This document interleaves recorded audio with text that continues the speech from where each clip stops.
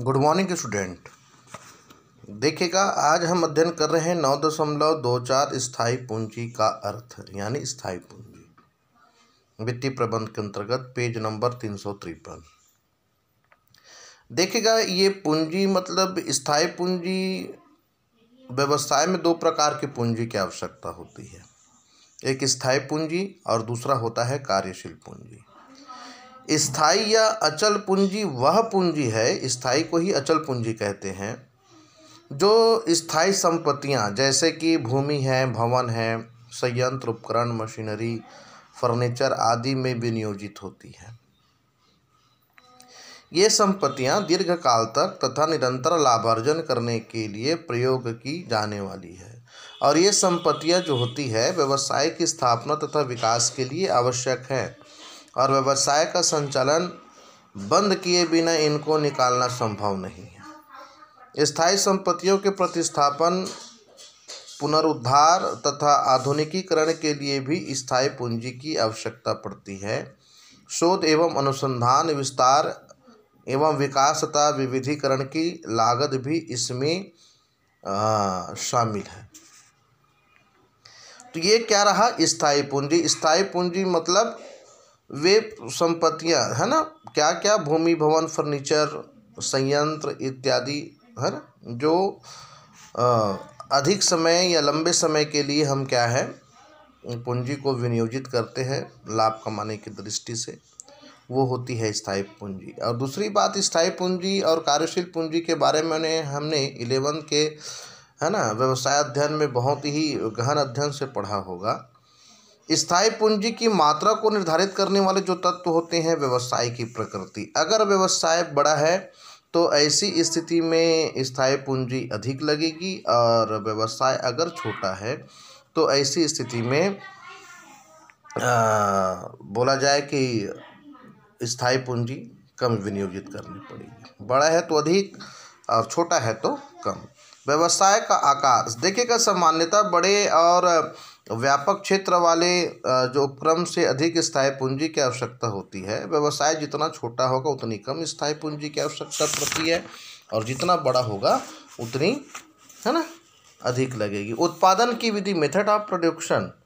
उत्पादन की विधि में देखिएगा, पूंजी सघन उत्पादन इकाइयाँ जैसे कपड़ा मिल में मशीनों की संख्या अधिक होती है, इसलिए अधिक स्थायी पूंजी की आवश्यकता पड़ेगी है ना।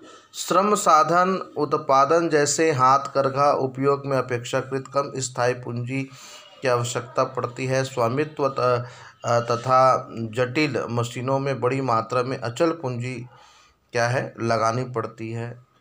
स्थायी संपत्तियां प्राप्त करने का ढंग जो होता है कैसे होगा, देखिएगा, यदि स्थायी संपत्ति किस्तों में है ना खरीदी जाती है या किराए पर ली जाती है तो कम पूंजी से काम है ना चल सकता है। विक्रय की प्रणाली। एक निर्माण संस्था यदि अपनी उत्पाद है ना यदि अपनी उत्पाद सीधे उपभोक्ताओं को अपने फुटकर स्टोर्स के माध्यम से बेचती है तो ऐसी स्थिति में उसे अधिक स्थायी पूंजी की ज़रूरत पड़ती है ज़रूरत होती है। जैसे कि बाटा शू कंपनी, जो संस्था अपना उत्पाद थोक व्यापारी तथा फुटकर व्यापारी के माध्यम से बेचती है उसे अपेक्षाकृत कम पूंजी की ज़रूरत होती है। उत्पाद का प्रकार जैसे कि जो व्यवसाय उपक्रम भारी मशीन, मोटर वाहन, कार, रेफ्रिजरेटर है ना, वातानुकूलित मशीन है आदि का उत्पाद करता है तो उसे अत्यधिक स्थायी पूंजी की आवश्यकता होगी।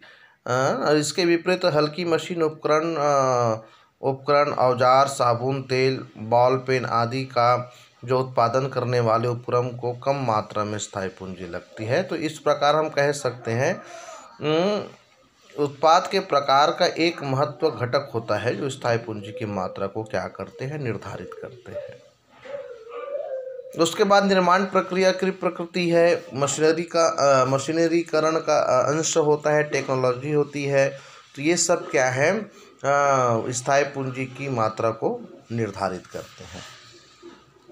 स्थायी पूंजी का अगर महत्व के बारे में अगर जानने का प्रयास करें तो पूंजी व्यवसाय का जीवन रखता है। मैं आपको शुरू से बताते आ रहा हूँ, बिना पूंजी कोई भी व्यापार ना तो स्थापित हो सकता है और ना ही संचालित हो सकती है।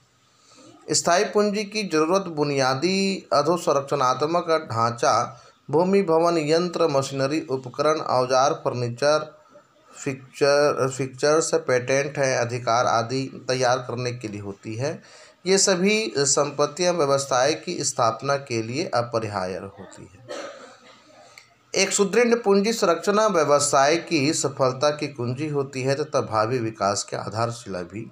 एक व्यावसायिक उपक्रम में स्थायी पूंजी तथा चल पूंजी दोनों में उचित सामंजस्य होना आवश्यक है, अर्थात दोनों प्रकार की पूंजियां उपयुक्त मात्रा में होनी चाहिए। व्यवसाय की प्रकृति तथा आवश्यकता के अनुरूप स्थायी पूंजी होने से भावी विकास योजनाओं को अधिक सफलतापूर्वक कार्यान्वित करने में सहायता मिलती है। तो ये स्थायी पूंजी का महत्व रहा।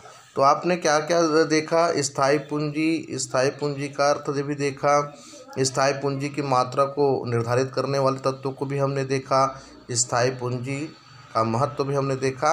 आने वाले कालखंड में हम देखेंगे कार्यशील पूंजी। ठीक है, आज के लिए बस इतना ही। Thank you.